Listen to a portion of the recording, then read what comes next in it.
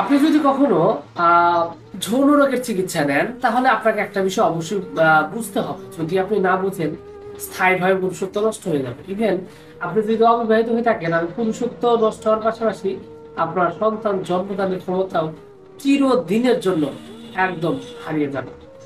বিষয়টা এতটাই গুরুত্বপূর্ণ এবং কি কারণে এটা আমি সেটা নিয়ে আজকের এই ভিডিওতে শেষ পর্যন্ত কথা বলবো, এবং সম্পূর্ণ ভিডিওটা দেখলে একজন পুরুষ হিসাবে আপনি শক্তিশালী হতে পারবেন এবং সমস্ত ধরনের ক্ষতি থেকে আপনি নিজেকে রক্ষা করে শক্তিশালী সুপুরুষ হিসাবে গঠন করতে পারবেন।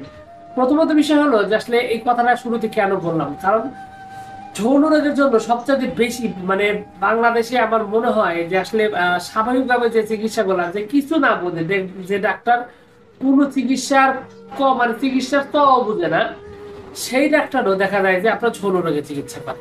খুবই আশ্চর্য একটা ব্যাপার বাংলাদেশে, মানে যৌন রোগের চিকিৎসা এত সহজ, ধারণার বাইরে। সাধারণ লোক একদম গ্রামের একটা ক্ষেত, তারও যদি জিজ্ঞাসা করে সে আপনার যৌন শক্তি বাড়ানোর জন্য দুটো টিপস দিয়ে দিবে। হাস্যকর ব্যাপার হলো সেইখান থেকেই কবিরাজ, আর সেই কবিরাজটাই মূলত দেখা যায় যে মানুষের পিছিয়ে এই ক্ষতির ব্যাপারটি করে। মূলত বিষয়টা হলো যে যৌন শক্তি উত্তেজনা বৃদ্ধি করার জন্য অনেকেই একটা কেমিক্যাল ইউজ করেন, যেটাকে ভাইগ্রাকে বলা হয়। ভাইগ্রা জাতীয় অনেকগুলো উত্তেজক ওষুধ রয়েছে, যেটা মানুষের পুরুষত্ব চিরদিনের জন্য নষ্ট করার জন্য সক্ষম। এবং আপনি যদি দীর্ঘদিন যাবৎ মেহরোগে, ধাতু দুর্বলতা, বীর্য পাতলা, টাইমিং যে বিষয়টা আছে, এগুলো সমস্যার মধ্যে আপনি যদি ভুগেন, আর আপনি যদি সেই অবস্থায় এই আপনার এই ভাইগ্রা জাতীয় ঔষধ মেশানো ট্যাবলেট বা এই জাতীয় হালুয়া বা ওষুধপাতি আপনি সেবন করেন, তাহলে আপনি স্থায়ীভাবে পুরুষত্ব চিরদিনের জন্য হারাবেন। এটা বেশ খানিকটা নিশ্চিত, এখান থেকে তো মুক্তি পাবেনই না।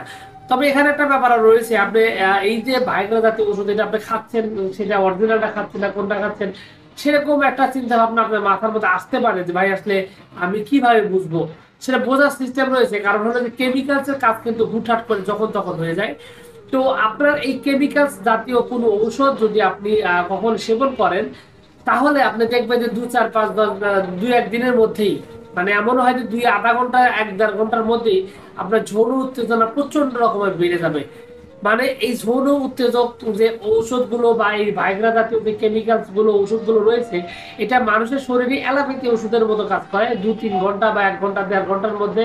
ইভেন 10 15 মিনিটেও দেখা যায় যে এটা কার্যকারিতা শুরু হয়ে যায়। তো এই জাতীয় কোনো আপনার যৌন রোগের ঔষধ বা যৌন শক্তি বাড়ানোর ঔষধ খাওয়ার পরে আপনি যদি দেখেন যে আপনার এই অবস্থা হচ্ছে, তাহলে আপনার নিশ্চিতভাবে ধরে নেবেন যে আপনার ঔষধের ভিতরে এই ধরনের কেমিক্যালস রয়েছে।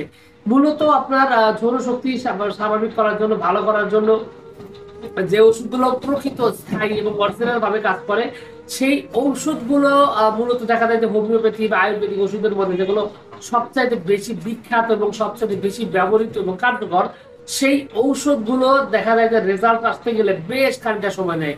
অনেক ক্ষেত্রে 5 দিন 7 দিন 10 দিন 15 দিন, অনেকে দেখা যায় 2 থেকে 3 সপ্তাহ পর্যন্ত সময় লেগে যায় রেজাল্ট আসতে। এর পিছনে কারণ হলো যে আপনার যৌন শক্তি এটা কিন্তু আসলে ভিন্ন রকম একটা ব্যাপার, এটা হরমোনের সাথে সম্পর্কযুক্ত, শরীরে এনার্জি বল শক্তির সাথে সম্পর্কযুক্ত, শরীরের আপনার যে সিমেন রয়েছে, বীর্য রয়েছে, এটা উৎপাদনের যে বিষয়টি রয়েছে সেটা একটা গুরুত্বপূর্ণ। এই সমস্ত বিষয়গুলো খেয়াল রেখে তারপরে যদি আপনি চিকিৎসা নেন, তাহলে দেখবেন যে এগুলা রেজাল্ট একটু স্লো আসতেছে এবং এগুলা আস্তে আস্তে মানে কাজ করতেছে। কিন্তু এইটার যে সমাধানটা হবে, সেই সমাধানটা হবে চিরদিনের জন্য স্থায়ী। তো এখন বিষয়টা হলো যে আপনি যদি এই রোগে আক্রান্ত হন এবং এই ধরনের ওষুধপাতি খান, তাহলে আপনার অরিজিনাল প্রকৃত ওষুধ খেলে দেখবেন যেটা আপনার বেশ খানিকটা সময় লাগবে, কিন্তু আপনার যে সমস্যাটি মানে সমাধান হচ্ছে সেটা আর যাবে না, এটা স্থায়ীভাবে সমাধান হবে। অন্যথায় কেমিক্যাল যুক্ত যে ওষুধগুলো রয়েছে এটা খেলে আপনার দ্রুত হুটহাট রেজাল্ট আসবে। ওষুধ খেলে কাজ করবে, না খেলে আর কোনো রেজাল্ট নেই, এই ধরনের একটা বিষয় থাকবে। এবং দীর্ঘদিন সেবনের পর দেখবেন যে আপনার পুরুষত্ব একেবারে নাই হয়ে গেছে। এবং আর একটা যে বিষয় রয়েছে সেটা হলো যে আপনার দেখবেন যে আস্তে আস্তে আপনার পুরুষত্ব একেবারে কমে গেছে, নাই বললেই চলে। এবং একটা পর্যায়ে দেখবেন যে পুরোপুরি একদম নিস্তেজ, ঠান্ডা, দুর্বল একটা অবস্থার মধ্যে থাকবে।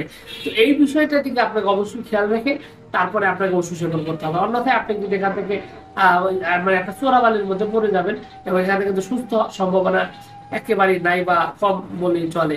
তো সবকিছু মিলিয়ে আপনি যৌন শক্তি বাড়ানোর জন্য যদি আপনি কোনো ওষুধ খেয়ে থাকেন, অবশ্যই আপনাকে সাবধান এবং সচেতন হতে হবে এবং প্রকৃত এবং সঠিক চিকিৎসা নিতে হবে, অন্যথায় আপনি নিশ্চিতভাবে বিপদে পড়বেন, এটা শিওর।